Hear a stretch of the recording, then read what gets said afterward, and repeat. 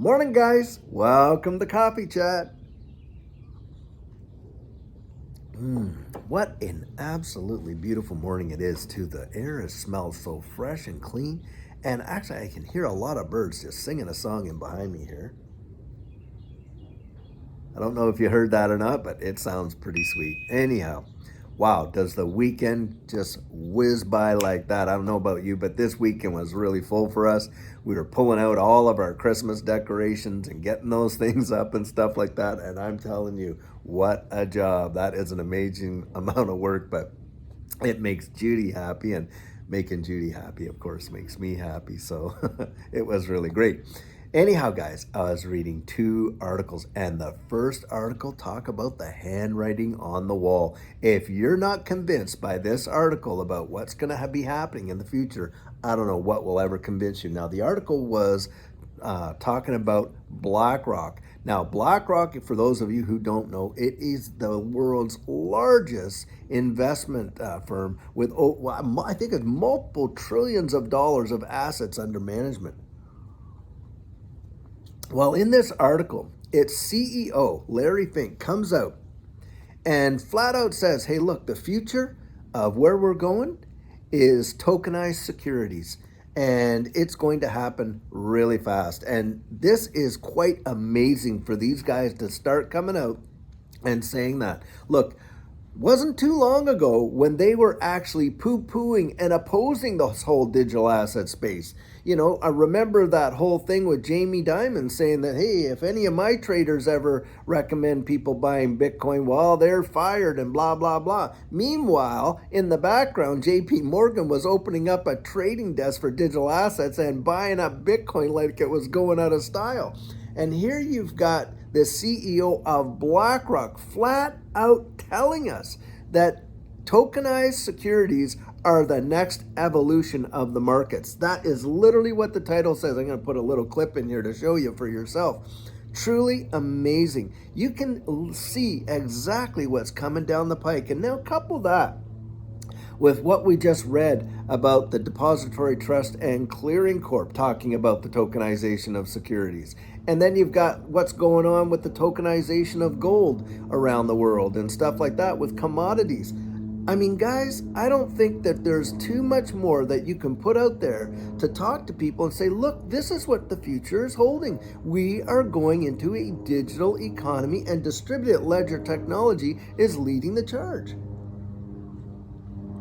Now, the issue is because a majority of people, number one, don't even know about. Number two, when you try to explain it, they just can't truly understand it because we're so used to the whole, you know, I want to look, feel, and touch kind of thing and the old traditional rails that for a lot of folks, understanding the concept of blockchain and other types of distributed ledger technologies is a big mental leap. They just can't get it. Well, for me, if I can't explain the technology, that's fine. What I want to do is at least communicate the opportunity. And that's, of course, what we're trying to do to get that out there. But I'm going to tell you something. For those of us that have stepped into this water, we may not be trailblazers like we would have been back in 2008, 9, 10, and on when Bitcoin was first coming out, or in 2013 when, you know, XRP was just coming out. We may not be the trailblazers cutting the trail, but I'll tell you what, we are certainly pioneers. And we are so early in this space. And I'm telling you what, the earlier that you are getting into this opportunities, the way that they're being presented right now, it is going to be monumental. That is my opinion. I mean, you're getting out there and you're able to just get the pick of the crop and maybe, you know, just be able to see something down the road and tackle it right now. Now, guys, of course, there's a lot of things out there where they're just duds, you know. I mean, I think of the gold rush back in the day. And the guys that got out there first had the best chance of staking a claim. But hey, there was also some claims out there that were just filled with, what do they call it, iron pyrite fool's gold? Well, in this space too, not everyone is going to be a winner or a gem. In fact, I think most of them are just going to go the way of the dodo. But look, there are some out there that have some amazing utility. And like I say, real world utility, great management teams, strategic partnerships, and then you look at price action. You are going to see some of these ecosystems just absolutely take off and literally shape the entire future of what this world is going to look like and how it's going to operate. It is going to be absolutely amazing. And for those that have the foresight to step out on the water right now, I think you're going to see the biggest rewards. That is my personal belief. It's truly going to be amazing. You know, it's that whole risk reward quotient, right? So when you're out there and you're stepping out when it is highly volatile like it is now, yes, there's tremendous amount of risk, but coupled with that is the opportunity for tremendous reward. When this whole space gets settled out and the whole wide world knows and everybody's transacting on it, think of this. Do you think that we're going to see the 1000x gains that we're seeing now?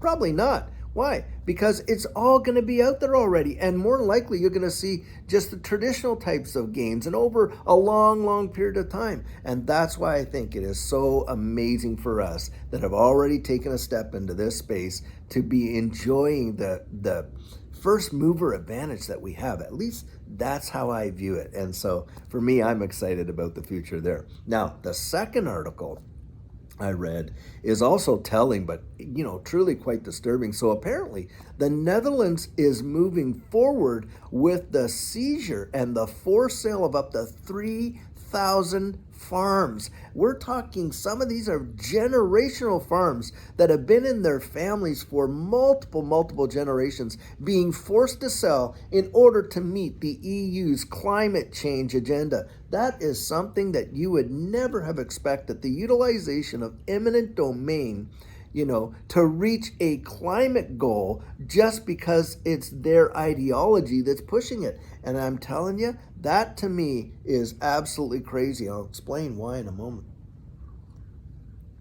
This is not all about the climate agenda or the environment. That isn't what really bothers me the most. What bothers me the most is you have to remember the Dutch were the very first who ever started a market or a type of a stock exchange. They invented the free market in the way in which it looks like today. It's very similar. It came out of the Dutch. And you're talking about a people that were literally enjoying a level of liberty that many didn't a lot sooner than a lot of other countries, and led the way on a lot of stuff. And here now you can see with this whole socialization and this social credit system and the whole thing that they've got over there, just how these narratives can push you from where you started to a place that you thought you'd never reach. And so for me, I think that is an example for us to kind of look and say, wow, do we want to lose our liberties and have a political agenda push us into positions that we never thought we'd ever get to? Think of it this way. How would it be? Here I live in the state of Texas. How would it be for those of you out there? And think of this. If the government came along and said, oh, you know what? There's too many ranchers out there, so, we're going to take over your ranches, and we're going to just use eminent domain, come in, take over, and by the way, those cows here, we're going to force you to sell them to the government, and we're going to sell them for this price, and on top of that, what we do with it after the fact, because, hey, there's just too many cows, and they're polluting the environment, with all of their, excrement, and on they go, and it's all a political agenda. And you can't even imagine that happening. Neither could I. But that's what it's like. And so when you think of this kind of thinking, and with the introduction of central bank digital currencies in Europe and how they want to tie these CBDCs to all this social credit and monitoring of behavior and, your ESG score and all that kind of stuff. And they literally have come out and recommended that there be government sanctioned merchants where the CBDs could be spent. That, my guys, is absolutely insane. And my heart goes out to these folks over there because I can't even imagine how heartbreaking it would be to be a generational farmer multiple generations, probably going back hundreds of years, and then to have just a political agenda and a government come in and literally force you off your land and take over your farm just so that they can meet some sort of a political agenda. Unbelievable, if you ask me. And this is where we need to be very vocal and get our voices out there and not just let the narrative happen to us, but be a part of the process. I'm telling you guys, this whole sense of, well, why say anything? Because it's not going to change and there's really no stopping it. That is exactly how they want us to act, think, and behave, that our voice is not going to matter. Well, for me, I believe the pen is still mightier than the sword. And thank God that some of our prior leaders didn't take on that kind of thinking, like Abraham Lincoln or Martin Luther King or even Nelson Mandela or people like that just didn't decide to say, well, it's such a big deal. There's really not much I can do about it. My voice isn't going to matter. Well, if you've convinced yourself of that or allowed yourself to be convinced of that, then yeah, you're right. It's not going to matter because they've already won. You got to be able to stand up and say something, and that's the whole point of getting a sign, going on a walk, or writing your congressman or your political leaders and all that kind of stuff, and make your voice known.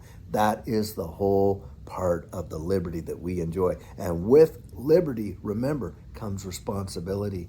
And it's the world we're going to leave our kids behind. That's what we need to think about. Because right now, this whole new world that we're moving into, this new digital world, it's right now is the time in which we want to get involved, right? Not when everything's all solidified. It's when things are kind of up and we're trying to figure this whole thing out. What do we want our society and our future to look like? So vitally important, at least in my opinion.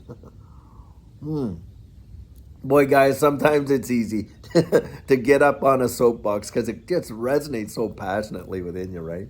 Well, hey, I've got a great video coming out for us later on today, and I sure hope you have a fantastic Monday. Mondays are it's a brand new start to a brand new week for you, and I sure hope it's going to be a good one. So until later on today, have a great day and take care.